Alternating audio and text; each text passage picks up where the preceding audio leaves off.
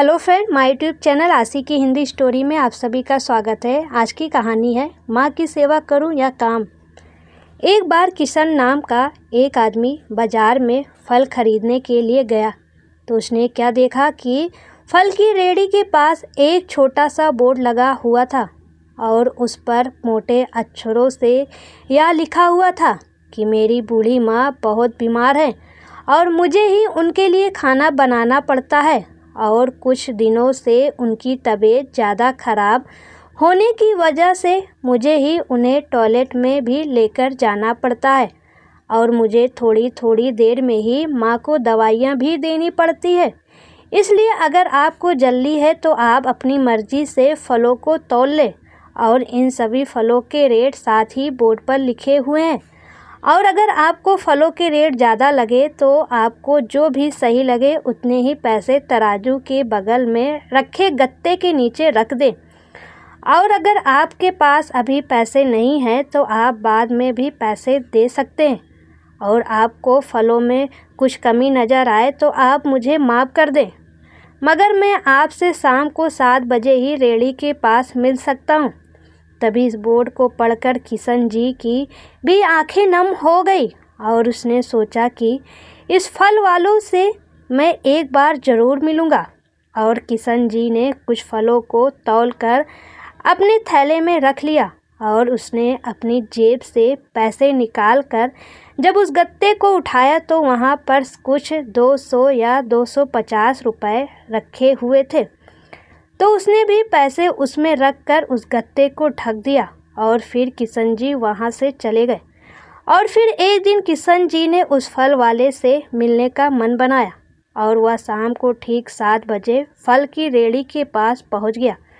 वहाँ उसने देखे कि एक कमज़ोर सा आदमी, उसकी दाढ़ी आधी काली आधी सफ़ेद और उसने मैला सा कुर्ता पैजामा पहन रखा था। और जैसे ही किशन जी वहाँ पर पहुँचे तो वह आदमी अपनी फलों की रेहड़ी को धक्का लगाते हुए वहाँ से जाने वाला था।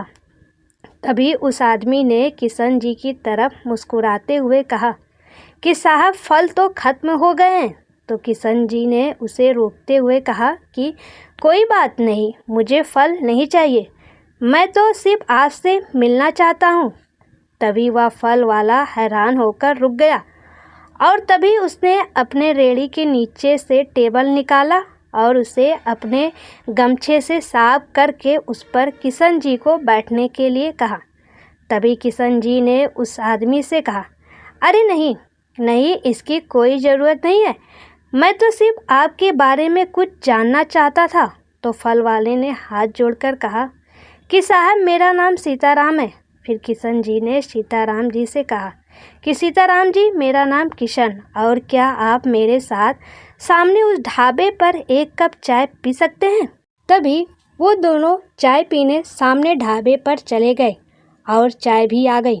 तभी चाय पीते पीते सीताराम किशन जी से कहने लगे कि साहब, पिछले 3 साल से मेरी माँ बहुत ज़्यादा बीमार है, इसलिए अब वह बिस्तर पे ही रहती है और मेरी कोई संतान भी नहीं है और 2 साल पहले मेरी पत्नी की भी मृत्यु हो गई थी। बस अब मेरी माँ और मैं ही बचे हैं और अब मेरी माँ की देखभाल करने वाला मेरे सिवा कोई नहीं है, इसलिए मुझे हर वक्त माँ का ख्याल रखना पड़ता है और मैं अपनी माँ से बेहद प्यार करता हूँ। और साहब, एक दिन जब मैं अपनी माँ के पास पैर दबाता हुआ उसे कह रहा था कि माँ, मुझे तेरी सेवा करने का तो बड़ा जी चाहता है, पर मैं क्या करूं? माँ, मुझे फल बेचने भी तो जाना पड़ता है ना, और तू है कि मुझे रोज़ ही अपने पास रोक लेती है माँ, और घर में भी खाने को नहीं। अब तू वही बता, मैं क्या करूं? तभी मेरी माँ ने मेरे सिर पर हाथ फेरते हुए मुझसे कहा कि बेटा, मैं चाहती हूँ कि जब तक मैं ज़िंदा हूँ तब तक तो मेरे पास ही रहा कर। तू मेरे पास नहीं होता तो मेरा मन बहुत ही घबराता है, ना जाने मेरी जान कब निकल जाए। और इतना कहते ही उनकी आंखों में आंसू आ गए। तभी मैंने अपनी माँ से कहा कि तू रो मत माँ, जैसा कहेगी तू वैसा मैं करूँगा। अब से मैं फल बेचने नहीं जाऊँगा, बस तेरे ही पास रहूँगा मैं। तब मेरी माँ ने मुझसे कहा कि सीताराम, तू कल से ऐसा करना कि अपनी फलों की रेहड़ी वहीं छोड़ आया कर, और हमारी किस्मत में जो कुछ भी है वह हमें इसी कमरे में बैठकर मिल जाएगा, और तू शाम को जाकर फलों की रेहड़ी ले आया कर। तो मैंने अपनी माँ से कहा कि माँ, क्या बात करती हो? अगर फलों की रेहड़ी वहाँ छोड़ आऊँगा तो कोई चोर उचक्का सब कुछ ले जाएगा, और बिना मालिक के कौन फल खरीदने आएगा? तभी माँ ने कहा कि तू उसी ईश्वर का नाम लेकर अपनी फलों की रेहड़ी को भर कर छोड़ा, बस ज़्यादा बकबक मत कर, और शाम को तो खाली रेहड़ी ले आया कर, और तेरा एक भी पैसा कोई नहीं चोरी करेगा, बल्कि तू वहाँ पर नहीं होगा तो 10 जने तेरी फलों की रेहड़ी का ध्यान रखेंगे, और बाकी तो उस पर छोड़ दे। और किशन साहब, मेरी माँ की कई बातों को मानकर ही मैं रोज़ रेहड़ी सुबह यहाँ छोड़कर चला जाता हूँ, और शाम को खाली रेहड़ी ले जाता हूँ, और इस तरह मैं अपनी बूढ़ी माँ की दिन भर सेवा भी कर लेता हूँ। और ये तो कुछ भी नहीं साहब, आज तक फलों की खरीदारी में एक पैसे का भी हेर फेर नहीं हुआ, बल्कि कुछ लोग तो इस बोर्ड को पढ़कर थोड़े बहुत ज़्यादा ही पैसे रख जाते हैं, और कभी मेरी माँ के लिए फूल रख जाते हैं, तो कभी कोई खाने का टिफ़िन रख जाता है।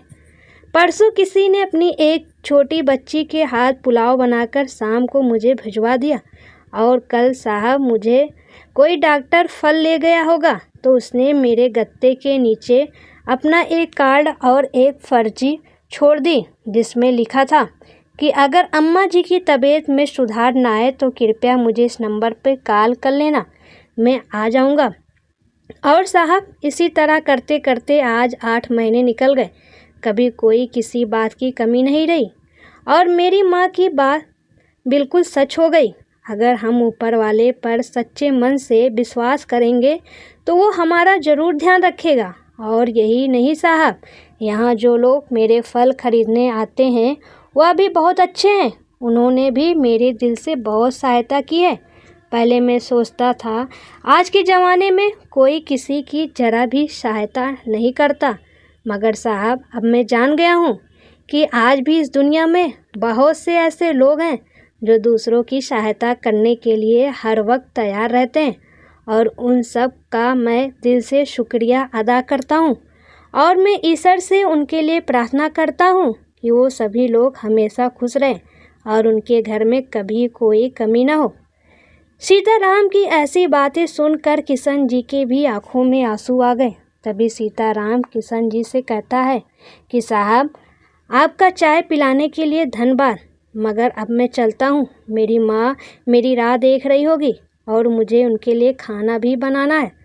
और यह कहकर सीताराम वहाँ से अपनी रेहड़ी लेकर चला गया, और किशन खड़ा खड़ा ये सोच रहा था कि हे भगवान, ऐसा बेटा हर घर में देना जो कि सीताराम की तरह ही अपनी माँ की हमेशा सेवा करे। दोस्तों, जीवन में अपने बूढ़े माँ बाप से कभी भी घृणा मत करना, और उस समय उनकी खूब सेवा करना। और हाँ दोस्तों, माँ बाप के साथ साथ उन सब लोगों की भी सहायता करो जिन्हें आपकी ज़रूरत है, ताकि दोस्तों हमारे साथ साथ वो लोग भी जीवन में हमेशा खुश रह सकें।